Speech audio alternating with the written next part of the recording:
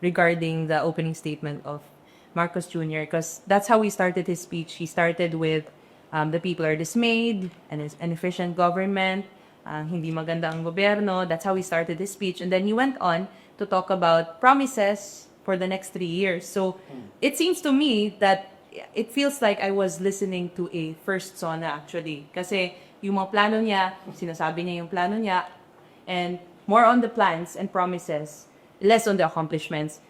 Sasabihin niya, okay, nagawa natin yung 20 pesos na bigas. Sige, tanungin mo na lang yung mga bumibili ng bigas dyan, yung pumupunta ng palengke everyday to purchase rice. May tag 20 pesos ba talaga na bigas? Last time I checked, wala. Selected lang. Sila, meron, nag-roll out sila, Mayor, in select locations nationwide. Co-ops, I think, dinaan nila sa Yeah, isang but Mayor. it's a subsidy of the Exactly. government. Subsidized. Yes, It's not the actual price. It's not Correct. an actual market price Correct. ng bigas. So, ang ginawa doon,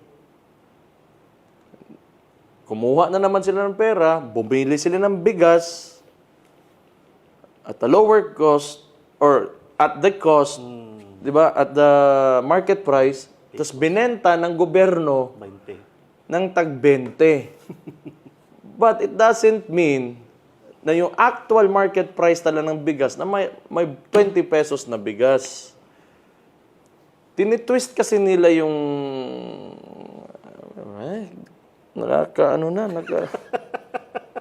Ginagawa tayong tanga.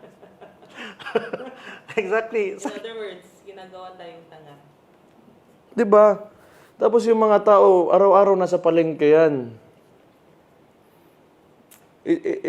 It's a subsidized program of the government. It's not the actual market price of rice. Di sige, sabihin natin, nakuha mo yung 20 bigas para lang doon sa i-confine natin sa 20 bigas na sinabi niya. Well, nagawa mo rin naman talaga. But, does it really reflect kung ano yung economy natin in terms of the price of rice? Yung actual na mga tao na bumibili talaga ng mahirap talaga. Sumasakit ulo ko pagka iniisip ko. Sakto talaga, Mayor, because I think what the public want is to see this price, the 20 pesos, dyan sa tindahan. No? Not through Kadiwa stores or through specific locations. Hindi kasi if you really want to subsidize yung bigas, just give it to them for free. Kasi may pera naman talaga. Pero dapat selected na doon kailangan kung sino yung nangangailangan talaga. Ilibre mo na lang yan. But the actual market price, di mo talaga ma-change yan unless you improve the economy. Diba? So how do you improve the economy? Infrastructure. Magsisimula ka talaga dyan so that people can move around, comfortably and freely. So magkakaroon ng economic stimulation. Diba? So, businesses will put up, magkakaroon ng employment, then, People will earn. di ba? Magkakaroon ng pera yung tao. So, pag may pera yung tao, makakabili sila ng bigas, then, so ngayon, pag may demand, ang tanong dyan, may supply ba? Ang trabaho ng, for example, DA, sabihin mo, how can we, kung ako presidente, how can we lower that? So we need to have supply. The only way you can bring down the price is to have enough supply higher than the demand. Ganun mo makukuha yung 20 pesos na bigas. So hindi yung bibili ka ng bigas from somewhere using the government's money, then, turn it into a program, tapos sasabihin mo, 20 pesos yan na bigas. That's different from the actual market price. And it's not sustainable, Mayor. I do not know. Hindi ko naman alam. Sobrang laki ng gobyerno natin. If you really just focus on that and spend all the money just to provide The 20 pesos. 20 peso per kilo rice, I do not know kung sustainable ba siya. But for sure, resources and money is scarce. Hindi yan infinite resource. So, may masasakripisyo ka talaga dyan. You have to get a portion of the budget from somewhere else to, gagawin mo yung programa na yan. So, ano yan kailangan mong may masakripisyo ka talaga dyan ang department. Ito, walang budget mo na ngayon kasi ilalagay ko sa food terminal ba? Yung ano nila? Kwento pala dito, Mayor, is si Food Terminal Inc., which is a GOCC, no? Sila ang nag-subsidize. Tag 29 pesos per kilo talaga yung bigas, but sinubsidize nila yung 9 para 20 na lang na ibenta nila. So, gumastos tayo. So, ayun nga, tama nga sabi mo, it's a subsidy. Yeah. Nagbayad nun, tao pa rin. Tao pa din, correct. Tax pa din yun. Di ba yung kasi kung gusto mo talaga, sige, kung presidente ka, sabi mo, agriculture from the very start, siya yung nag-upo na as Parang OIC. OIC sa Department of Agriculture. Eh di sana, naglagay ka ng nagpagawa ka ng maraming palayan dyan, then, you tell the farmers to magtanim ng so that may supply tayo. Pag marami tayong supply ng bigas, more than the demand, then bababa yung presyo ng bigas. Pero yan, it's subsidy ng government yan. Iba yun. That's a different thing. Sinabi niya lang yun para masabi niya, nagawa namin yung But, bakit? Kanina, kayo dyan, yung nangikinig ngayon, nung pumunta kayo ng palengke kanina or nung Sunday, bakit? 20 pesos ba yung bigas na nabili niyo per kilo? Diba? Correct. Optics lang yan.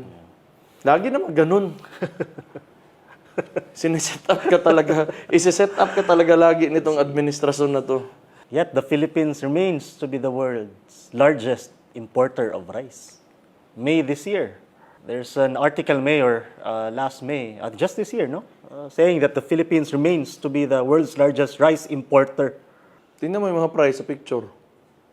57, 54, 56. Baka natabunan yung 20.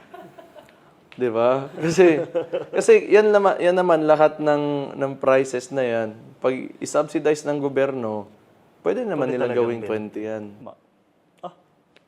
Right. 'Di ba? So why don't you? Sige, I'll give you a suggestion. Kung gusto mo talaga mangyari 'yon ng mga tao, I'll help you this time, BBM. Subsidize mo lahat ng presyo ng bigas na maging 20 yan. Kahit kuhako ba yan o ano ba yan. Then people will believe you. Pero gagawa ka lang ng programa for a short period of time. One day. Isang araw lang na binenta ka na 20 pesos per kilo na rice. Hindi yun yung... It's a program. It's a subsidy. Subsidized program yan siya na Which at the end of the day is still paid by the people. Taxes pa rin ng tao yung nagbayad niyan sa subsidy na yan. Kasi galing sa buwis yan. Inuulol mo yung mga tao Di naman nila inuulol. Kasi alam naman ng mga tao talaga na wala yan. Inuulol nila sarili nila. Tapos sinabi mo, kaya naman pala natin. For one day. For one day, kaya nila. Sige. Di niya kasi specify nung campaign Fairness to the diba? na saan, paano magiging 20 kilo, basta kay 20 per kilo. Gusto ko lang sabihin talaga, iba yung programa, tapos iba yung mararamdaman talaga na tao na pagpasok mo sa palengke, any market na may clear na policy yung government that rice prices hanggang 20 pesos lang talaga yan. It should not go above 20 pesos. So that's the time na mararamdaman ng mga tao na naging 20 pesos talaga yung bigas per kilo. alam mo yung nakita ko lang dyan na butthurt talaga sila sa 20 pesos na bigas. Akala niya kasi na parang sinisiraan siya dyan. Hindi naman talaga because you cannot really do it. So, it will take, I think, more than a 6-year term ng presidente because yun na nga, agricultural, dapat naman talaga supposedly tayo na country and why haven't you empowered the farmers dito sa sarili nating lupa sa Pilipinas enough na makapag-supply sila ng bigas. So, nandun yun dapat. Hindi yung gagawa ka ng programa just to say na nakapagbenta ka ng 20 pesos na bigas. Mahirap yun. Right. Okay. Moving on to our next topic, Hannah. Regarding the 2026 budget, may warning siya to the people listening to him that day. Yes, Mayor. So regarding the 2026 national budget, sabi ni Marcos Jr., isasaulig niya ang any proposed general appropriations bill na hindi alinsunod sa National Expenditure Program, which should have been the opportunity sana para mabigyang linaw niya ang nangyari sa 2025 budget at kung ano ang ginawa niya tungkol dito. But he was not able to talk about the 2025 budget. Instead, he talked about the 2026. May nakita akong comment, I cannot remember who said this, but pag binitaw niya yan, yung budget na yan, then they will reenact the 2025 budget na nung pagkapanalo ni Ping Lacson, sinabi niya, yung 2025, tama ba ako? Ping Lacson said it. 2025 budget is the most corrupt budget in Philippine history, something like that. Bagong Pilipinas to si Ping Lacson, di ba? Yes, yun nga yun eh. He was already running for under the Bagong Pilipinas. Siya na nagsabi most corrupt national budget. So pag na-veto ni 2025, ni Bongbong Marcos yung 2026 na proposed budget, babalik tayo sa 2025, the most corrupt national budget. So ang mangyayari niyan, standing ovation na naman yung mga congressman, di ba? Okay, di ba nakita niyo how it is, di ba?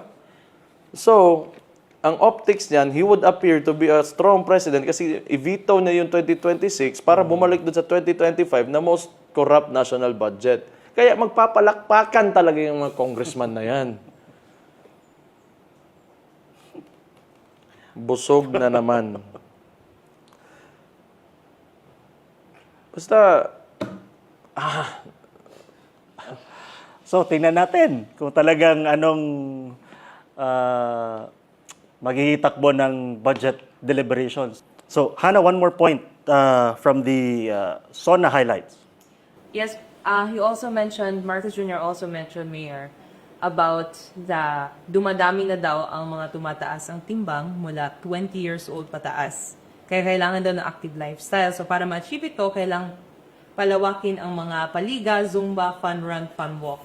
At tinahasal din niya ang mga LGU mayor na buksan at gawing maaliwalas ang mga parks at plaza park para makapag-ensayo ang mga Filipino. And he also mentioned, Mayor, na mapapatupad ng car-free Sundays. He also suggested that to the LGUs to enact car-free Sundays, which, by the way, we are also doing here in Davao City since last year.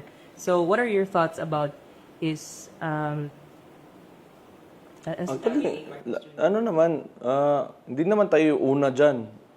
I think, Pasig yata ang una.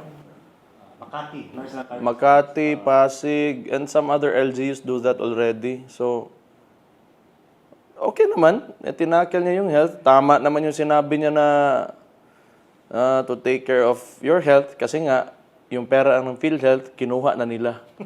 Di ba? Di ba? So, wag kayong magkasakit kasi wala ng pera yung PhilHealth. So, yun. That's how I interpret it. Pero, alam mo yun, parang, di ba, nagagawa na ng mga LGU yun. Ginagawa ng Davao, hindi tayo yung first.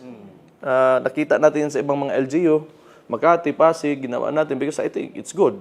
Tama naman yun. Pero, kaya nga, mag-ingat talaga yung mga Pilipino ngayon kasi walang budget ang PhilHealth. So, I don't know. Maybe gusto niya lang gayahin yung mga sinasabi ko dito sa Davao.